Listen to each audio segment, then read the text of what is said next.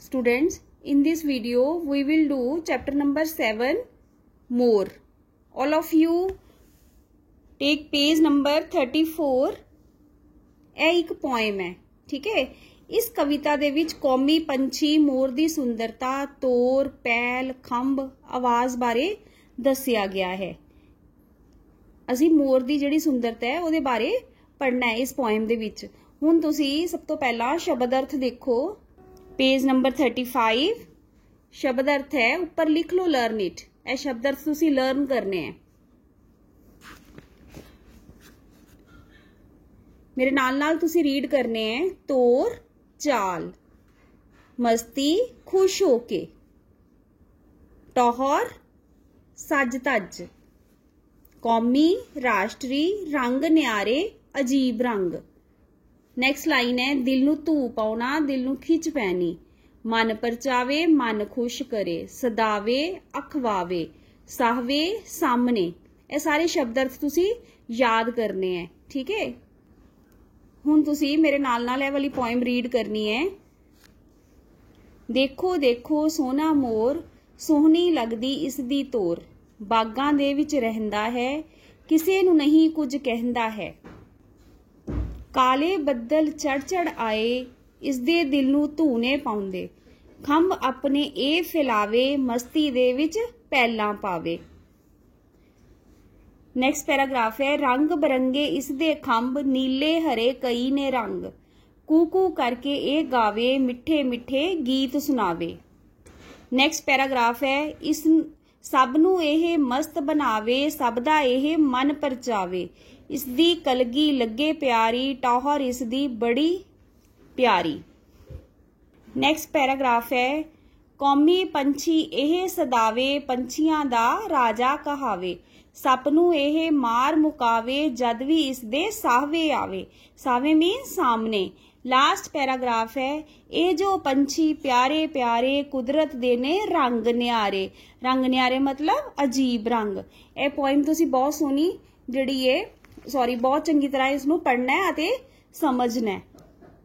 हुण असीं करांगे पेज नंबर 35, क्वेश्चन नंबर 2 बहुविकल्पी प्रश्न। क्वेश्चन नंबर 1 बहुविकल्पी प्रश्न।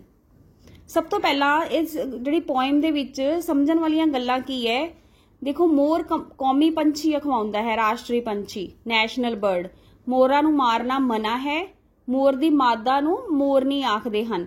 मादा मतलब फीमेल, ठीक है। ये सारियां गल्लां तुसी याद करनी है। पैल पाउंदा मोर सब नूं बड़ा प्यारा लगदा है। हुण देखो बहुविकल्पी प्रश्न। ऊड़ा पार्ट है, मोर ज्यादातर कित्थे रहिंदे हन। नंबर 1 है खूहां ते। नैक्सट साडे कोल ऑप्शन है घरां विच, लास्ट है बागां विच। टिक कर लो बागां विच। एड़ा पार्ट, मोर की करदा चंगा लगदा है। फर्स्ट ब्लॉक है खांदा, नैक्सट है तुरदा, लास्ट है पैल पाउंदा। मोर पैल पाउंदा चंगा लगदा है। अगे है ईड़ी पार्ट, मोर कदों खुश हुंदा है। बदल आउण ते, हनेरी आउण ते, तूफान आउण ते। मोर बदल आउण ते खुश हुंदा है। सस्सा पार्ट, मोर दी मादा नूं की आखदे हन। चोरनी, शेरनी, मोरनी। मोर दी मादा नूं मोरनी आखदे हन। हाहा पार्ट, मोर किहड़ा पंछी कहाउंदा है। परदेसी, राष्ट्री जां अंतरराष्ट्री। मोर राष्ट्रीय पंछी कहाउंदा है। Turn your page students. Page number 36, question number 2, हेठां लिखियां काव्य सत्तरां नूं पूरा करो। ऊड़ा पार्ट है, बागां दे विच रहिंदा है, किसे नूं नहीं कुछ कहंदा है। ये लाइन्स जिहड़ियां पोएम दे विच ही है, ठीक है, पोएम दे विचों ही लईयां गईयां। इनकंप्लीट है, तुसीं इन्हां नूं कंप्लीट करना है। एड़ा पार्ट, खंभ अपने एह फैलावे, मस्ती दे विच पैलां पावे।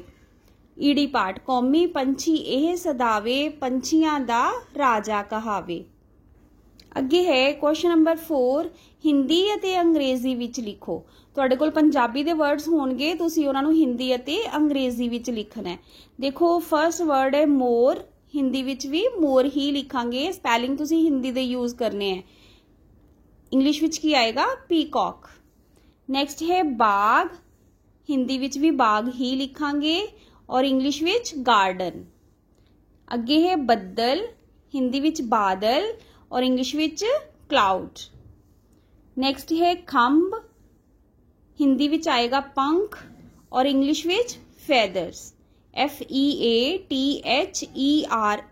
feathers।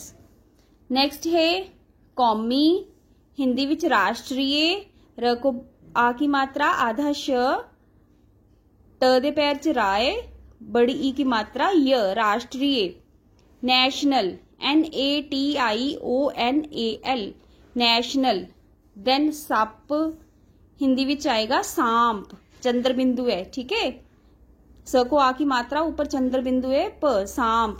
और इंग्लिश विच स्नेक, SNAKE, स्नेक। आगे है कुदरत, हिंदी विच भी आएगा कुदरत ही आएगा, स्पैलिंग तुसी हिंदी दे लिखने हैं। और English which nature, NATURE, nature. Come on next page, page number 37। समानार्थक शब्द अंडरलाइन कर लो। समानार्थक शब्द की होंगे सेम मीनिंग, ठीक है, लाइक अ वर्ड मीनिंग। देखो तोर, तोर का मीनिंग की है चाल। ये वर्ड है, ये मीनिंग है, मीनिंग अगे पिछे करके दिते है, असीं इहदे विचों लभने हैं, ठीक है। मस्ती, खुशी। टौहर, सज धज। सदावे, अखवावे। कौमी, राष्ट्री। साहवे, सामने। ऐसे शब्द अर्थ दे विच भी पढ़े सी, ठीक है। इसी तरह तुसी हाइफन पा के सामने सामने लिख लो। नैक्सट क्वेश्चन है साडा वचन बदली करो। ऊड़ा पार्ट है, हुण वचन बदली जिहड़ी है सेंटेंसिस दे विच करनी है असी। ऊड़ा पार्ट है, मोर ने पैल पाई। आंसर की आएगा, मोरा ने पैलां पाईयां। एड़ा पार्ट, मोर बाग विच रहिंदा है। आंसर है, मोर बागां विच रहिंदे हन। इसे तरह तुसी अपनी बुक दे उपर लिखना है ते नाल याद भी करना है। ईड़ी पार्ट, मोर दा खंभ प्यारा है। आंसर है, मोरां दे खंभ प्यारे हन। सस्सा पार्ट, इसदी कलगी चंगी लगदी है। इन्हां दियां कलगियां चंगियां लगदियां हन। हाहा पार्ट है, मोर ने सप नूं मार दिता। मोरा ने सप्पां नूं मार दिता। नैक्सट क्वेश्चन है साडा शुद्ध शब्द चुनो ते लिखो। अंडरलाइन कर लो, शुद्ध शब्द चुनो ते लिखो। शुद्ध मतलब ठीक शब्द। देखो उस, सर्कल कर लो ऐसे तरह और तुसी इस साइड लिखना है, ठीक है। स्पेलिंग ठीक है उस दे। अगे है पहला, लास्ट, ठीक है, लिख लो इस साइड पहला। औखा लिखना है तुसी। देन बदल, सेंटर वाला, ठीक है, नंबर 2 बदल। अगे है मिठा, फर्स्ट नंबर। देन पंछी, लास्ट वाला, ठीक है, लिखो। लास्ट है खखा पार्ट, सप। इसे तरह तुसी अपनी बुक दे उपर अगे पिछे करके लिखना है, बड़ी सोहनी राइटिंग दे विच, अते नाल ही याद भी तुसी करना है। Okay students.